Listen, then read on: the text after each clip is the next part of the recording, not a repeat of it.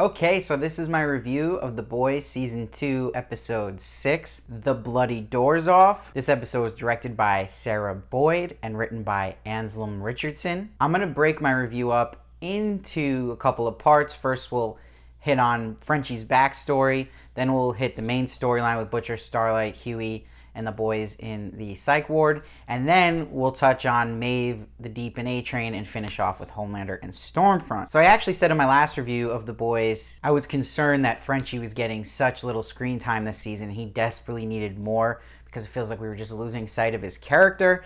And having that we got Mother's Milk backstory recently, it's great. Now we're also getting Frenchie's, and it just came right in time for me in this season that we touched base and see his whole motivations to how he got into the boys, where his head is at, and really attach more to a character that is very likable. So they set this flashback up well because you knew they were only going to have one episode to kind of deal with Frenchie's backstory, and for them to open up him now connecting Sherry and Jay as the Golden Girls in his life, and that it's a family that's not technically a family, but that he's made. So it's a good way to set up justification on why he would leave his big job to go help Jay when he's overdosing. But there's some really cool stuff here. I like how they had the reason Frenchie was even in The Boys and how he met Mallory, and that this bank heist he went on, he was caught this time. And I love they mentioned one of the weapons he came up with, that he would have these weaponized Xanax grenades that when you throw them at a soup who has rage, it would calm them down, so it would make them not effective. It almost makes me wish we see more of Frenchie using items like this in the show, but I'm happy they're already dipping their toes in the idea of creative weapons that would take down soups. But you see the man Frenchie is, the honor he has, that he was willing to do the 20 to 25 years that Mallory's saying is going to face him because he attacked a soup. This also is going to go to the timely commentary.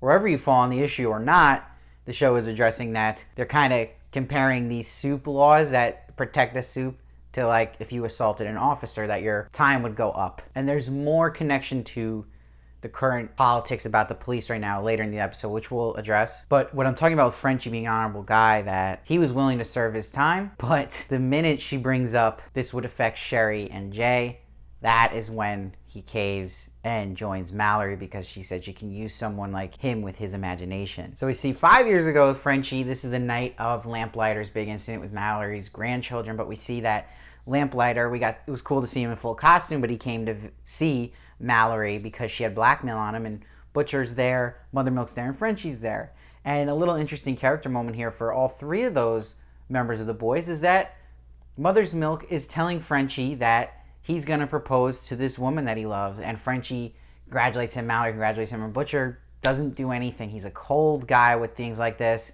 All he has his sights on is getting Becca back and can't be happy for someone else, something he struggles with, and this just cements that more in a big moment for someone like Mother's Milk, that he would still be cold. But we know Butcher believes to keep the eye on the ball and not get distracted, and that's what he does here, because immediately Lamplighter comes in.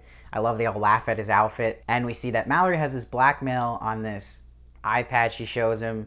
We don't know what the blackmail is. I wonder if we'll ever even find out. They might just kind of leave that aside, which was an interesting choice. But you see, she already has a bad feeling about pissing off Lamplighter, because they tell him he's got to go now watch on Vought and be a mole for them, or they're going to release this blackmail, and says Frenchie needs to keep an eye on him. So before we get to that next flashback with Frenchie on the night of what happened with Lamplighter, let's actually go into the boys' present day storyline first. So we see Frenchie actually takes the chip that Vought put into Starlight out of her, so they can't track her. She's especially worried about Stormfront now. But they handled really well how Butcher would react to Starlight being with them now, where she had a smooth sailing trip with Mother's Milk, but not so much with a guy like Butcher. And I love she addresses him shooting her in the past, and he's like, what doesn't kill you makes you stronger. But we see that Starlight informs him that Edgar had emailed Stormfront about a breakthrough at this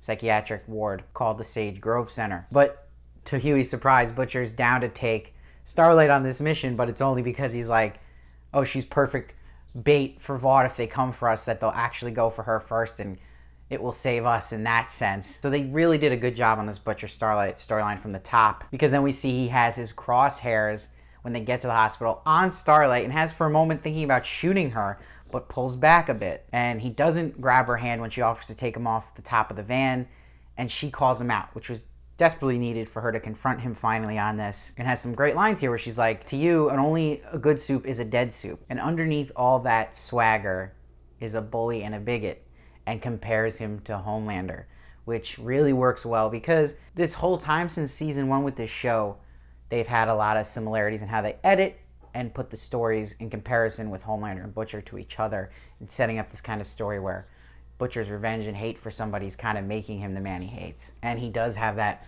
big character flaw where he really judges soups poorly and thinks they're all evil. So we also see too that Kimiko has these brass knuckles now that say bossy on it. I still wasn't crazy about this storyline that she would just start working for blood money to get a thrill during this, but so be it. There is a little bit of payoff with the brass knuckles because when she actually hits Love Sausage later on, he has bossy written on his head, so she's kind of got this trademark thing, which is kind of cool. But speaking of Love Sausage, that's a huge character introduction here, and it's more in a cameo form. He doesn't have any lines here. So what's big is that showrunner Eric Kripke has actually addressed that he does want to cast Jeffrey Dean Morgan, aka Negan from The Walking Dead, or the comedian from Watchmen, in season 3 of The Boys. And then fans speculated who he would play. Everyone really thought it would be Love Sausage. That doesn't mean that wasn't who Eric Kripke was thinking of, because again, the character of Love Sausage here doesn't have a line, so you could just have an actor play him as a base, and then when they actually give him lines and he becomes a main part,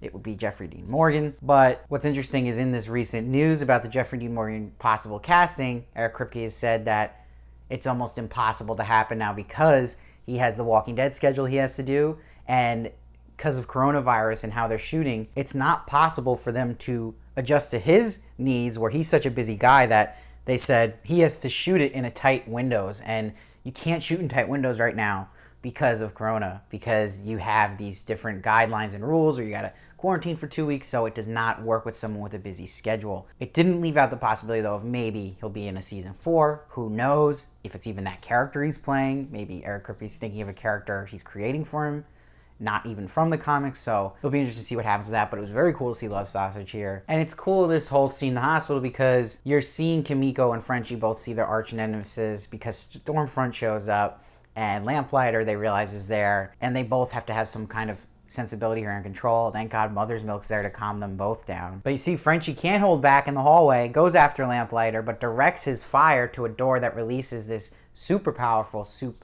in Sydney. And this feels kind of like X-Men a bit, with mutants being trapped and then being released. She kind of has a Magneto feel to her. But we see a soup appears outside to Butcher, Starlight, and Huey, and he does hit them, and Huey was in the car, so he's really hurt. But what's interesting about this is Butcher's reaction to Huey almost dying here and being worried and heartbroken. Even though, of course, it's going to come with Starlight, it's surprising how much Butcher is affected by that. So he has such a tough shell, but it was nice to see him kind of sweat a bit and actually really care about someone. But you see Starlight, has this scene with Butcher when they're trying to get Huey to the hospital. This random pedestrian has his car they want to use, but Butcher, of course, doesn't back off, shows his gun, then the pedestrian grabs his gun. It's a mess. Starlight's like, why did you do that? And in result, actually kills the guy. And this is the thing, when anyone is around Butcher, he brings out the worst in them. And he's bringing out Starlight's darker side that's always been teased. And you see she has these lines in the car where she's thinking, oh, I would cry back in the day about this, but now I think it in a different way, that it's just another person in the way. And that she thought when he took the gun out, you stupid idiot, why are you doing that? And you see Butcher likes this. This is his level of thinking. He smirks and she's like, don't give me that face. We are nothing alike. Now you see too that Starlight and Butcher, their relationship's starting to bond a bit. He sees a side of her he likes and starts to trust. And they bond over how loyal Huey is at the hospital, how good of a kid he is, and that they're actually too good for him. I think you can also argue, though, that a lot of the writing in this show is on the nose, particular in that line when she literally says he's too good for the both of us, and you could even say in the car where she's like, I'm nothing like you, to Butcher. It is very telly and less showy, but I have other qualms with that too, with Frenchie's story, which we'll get to. But something I can't see past is how the hell are they in this hospital? I thought these characters were wanted. Starlight is also a super famous superhero who gets in trouble anytime she's even associated with Huey. I'm just confused at why they thought it was smart to go to hospital, and The show's really kind of making us suspend our disbelief here. I just don't know, in a show where the whole promotion of The Boys this season was them being wanted and having to be in hiding. They were literally in the hideout earlier in this episode, and now they're just out at a hospital in public. Strange. So we learn more about Lamplighter here. It's more of a twist that he's not the total animal you think he is. He says he didn't know the kids would be in that bed. He was going to the house to take care of Mallory. And this is where we can jump back to that night, where we get the flashback with Frenchie and what exactly happened. Jay overdosed, so he left his job of watching Lamplighter. As a result, Lamplighter killed these children. This is the guilt that Frenchie has carried with him. But like Mother's Milk said, it's a justifiable reason. I mean, if it's family to him and it's someone who's gonna die, wouldn't you do the same? And Tomer Capone, who plays Frenchie, is such an underrated actor. He has literally hit every beat his character needs to hit. Nails his character Frenchie out of the park, and he shines per usual in this episode. And in particular, my favorite line of this episode was when Mother's Milk said to him, "Why didn't you tell us? We would have left you off the hook." And Frenchie says, "What makes you think I wanted to be left off the hook?" Just a guy with a good conscience, a good heart, and like I said, arguably the most likable character in the show. But this leads to us the revelation that Lamplighter's telling them that they are testing on these soups, and they want to make sure the V works in adults without bad side effects like exploding. And their goal is to make a bunch more soups, but from starting as an adult, not as an infant. And this was great, where Love Sausage wraps around Mother's Milk. Just the boys being the boys here. That was insane to see visually. But you see Stormfront shows back up. Lamplighter covers for them. You see Kimiko's always having to hold back here, and Frenchie's keeping her calm because she's always so close to Stormfront. I cannot wait till she slaughters Stormfront, and it has to be Kimiko who gets that kill. No question. So in a scene that should have hit better was actually Frenchie apologizing to Kimiko for being overprotective, trying to protect her where he should have given her space. And he said it was selfish of him because he was doing it to think it would make up for his sins, and that she did not ask to be saved. So it's character growth for Frenchie. However, why it's not hitting as well is because about 2 episodes ago, Sherry literally had an on-the-nose writing line, which I was talking about, where she says to Frenchie, "You're only doing this for Kimiko to absolve your past sins." So we were already given this answer. And that's the part of writing where you're telling and not just showing us. I think we could have connected those dots to have it finally confirmed in Frenchie's line here, which was good. But because we already heard this idea confirmed from Sherry, it takes away the weight of it. And that moment you have as an audience where it all just connects. You've given the card already. They kind of hold your hand a little too much. The writers need to trust the audience a little more. I think if we're watching The Boys already, we're into it, we have a little bit of a high cue here to appreciate what it's doing. So trust us. And you see now Mallory has this big moment. They bring her to Lamplighter, and Frenchie begs her not to kill him because it won't solve anything for her. You can't punish him more than he's already punishing himself. This is something that clearly needs to be said to Butcher about Homelander, but Mallory gets it and knows he could be of use for their ultimate goal in the end. So let's touch base with the 7, and let's start with Deep, A-Train, and Maeve's story here. So we saw last episode set up that Maeve is getting the team together to basically stop Homelander. She has Deep find a camera from the wreckage of this plane crash that has the footage of what Homelander and Maeve did on that plane, leaving those people to die. This is me nitpicking again, and I'm sure people are nitpicking about this, but again, I can't believe that this physical camera would be able to be retrieved after a plane crash, but so be it. Maybe you could have wrote it a little better that this guy privately had it uploaded on the cloud when the plane was going down, and they find that file some way. I don't know, but it's a lot to think that camera was just intact and the footage is okay. But you see Maeve says to Elena here that she's going to threaten Homelander with that footage, saying if she doesn't leave them alone, she's going to release it to CNN, and it will ruin Homelander, which is a great move by Maeve. But the character of Elena is the exact type of character I hate in shows, because she's so stupid in the sense of how she doesn't understand Maeve and how irrational she is. Because Maeve is explained to her, we've seen so many times how dangerous Homelander is. She's seen Homelander in person and what he's capable of, but she's just appalled at how Maeve would let that plane go down, even though she isn't understanding, being sympathetic to who Maeve was dealing with in Homelander, and that he would just killed Maeve if she tried to stop him. It's just frustrating, and it makes her so unlikable, Elena. And they're trying to sell it as like, she's shocked that Maeve would be capable of this. What is she actually capable of? What was she could have done in that situation? I just don't see that she would be angry about that. So we see now Deep is on the other end here, pulling A-Train into the collective, gives him a fresca, and it just continues a storyline where Deep brings A-Train to the head of the collective, and he's pitching like they're going to give Shockwave your name, your trademark, sucking A-Train in, saying I'll get you back in the 7. Still not the best storyline here, and we're coming towards the end of the season. It just feels like the Deep A-Train part of this has just kind of been lukewarm. It's not really going much anywhere, and it's not very entertaining either. I think out of the 3 with Maeve, Starlight, and Deep, Maeve's story has shined the most this season, where A-Train and Deep feel thin and hollow in their storylines. So wrapping it up, we'll talk about Homelander and Stormfront here, where now they are in love. This goes back to what I was saying, where in this show they're having timely commentary about policing. That's shown here in actually their first scene of the episode, because they go to stop this thief in the alleyway, and there's a line here where Stormfront's like, everyone's recording on their phone all the time. It's like you can't do your job anymore. So obviously we know what that's referencing with the incidents we've had with the police and being recorded and their angle of it. And you see they're painting Homelander, obviously, and Stormfront in that kind of right-wing view on it. So it's gonna be interesting where they go with that and how they keep kind of writing stuff that is timely and with the times and what people are discussing now. Oh my God, and you see she's getting him off during this, and he smashes the guy head in, just gruesome. But what's interesting is Homelander has this surprise for Stormfront, and they're flowers, showing this softer side of Homelander. But she tells him she'll be back in 20 minutes and can't go in the trailer yet. She has a meeting at Vought. But this is where we see Homelander, who's impatient, mistrusting, and possessive. But what this really showing is, again, the number one thing that drives Homelander nuts is being lied to. That has consistently been shown this season. It started at the end of last season with Stillwell, and he's already sensing he's being lied to by Stormfront, and this will drive him insane. And you see the clocks ticking while he's waiting in the trailer, and he actually blows up the trailer. Really good character writing for Homelander. They're so consistent with where his character would go that it makes sense, and it's very interesting and intriguing and how emotional he is. You even see Stormfront shows up late, he even chokes her a bit here. But what makes this a little more interesting than confrontations Homelander's had like with Starlight is you're again having a hero that she's definitely has some fear to Homelander, but she's smart, she's super powerful as well, so it's a different kind of level playing field in power. So it doesn't come off as he can just get away with intimidating someone like he usually does. So this is where we get these big reveals now about Stormfront and her endgame and her past. And this is really written well because the reason it comes up is because she's proving to him now she won't lie to him again.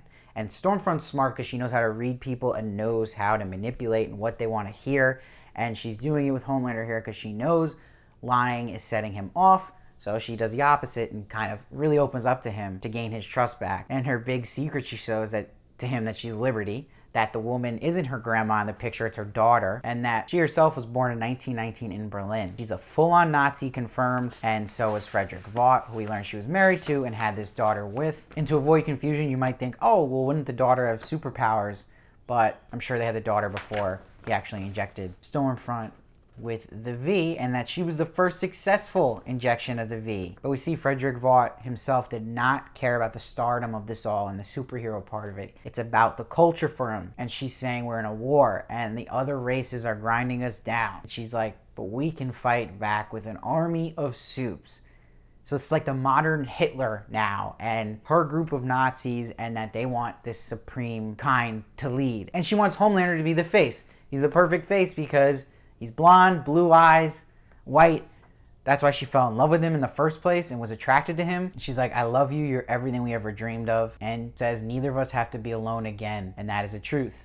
The reason Homelander would be down with this is he's getting two things he really wants, is not to be alone because he's a lonely guy. He's always looking for comfort and love. And two, he wants to be the leader and the face of something big and run an army. This is why he wanted also to have the soups in the military. So this is right up his alley. I don't think it's something you'd say yet where he's like, oh, well, he wants to believe in the Nazi way. I think he's just really doesn't care either way about that part. I think he's just getting two things he really wants here. And he'll just go with Stormfront then for that and for his love for her. I do wonder though what Stan Edgar's endgame is in this, because if this is what we're learning Vaught's endgame is as a company and Stormfront, maybe he has a different plan than Stormfront, because I don't know how he would benefit from this plan That doesn't make much sense, but I'm sure there's another layer to this we don't know yet. And knowing that Stan Edgar is about more the money and business side of things. And we get this cliffhanger that Sydney, that really powerful soup, is on the loose. So we'll see where she ties in everything. So overall, like I say about The Boys, I think it's one of the most consistently really good shows. It's so solid. It has such a high floor, but there's a high ceiling there that I wish they would just hit more. And I still feel like it's just really good. And it falls always in this range of 8.7 to like 9. But it's hard for me to go over 9 with this show. I think, again, from season 1 to season 2, the only episodes I would even give over a 9 are the season 1 premiere and episode 3 of this season. But otherwise, it really hovers in those 3, and I would give this one an 8.9. I think it's actually one of the better episodes of the season, but I'm waiting for it to take off. We only got 3 episodes left, so I just hope we'll just speed things up a bit and maybe just feel more weight, especially with stories like with Deep and A-Train.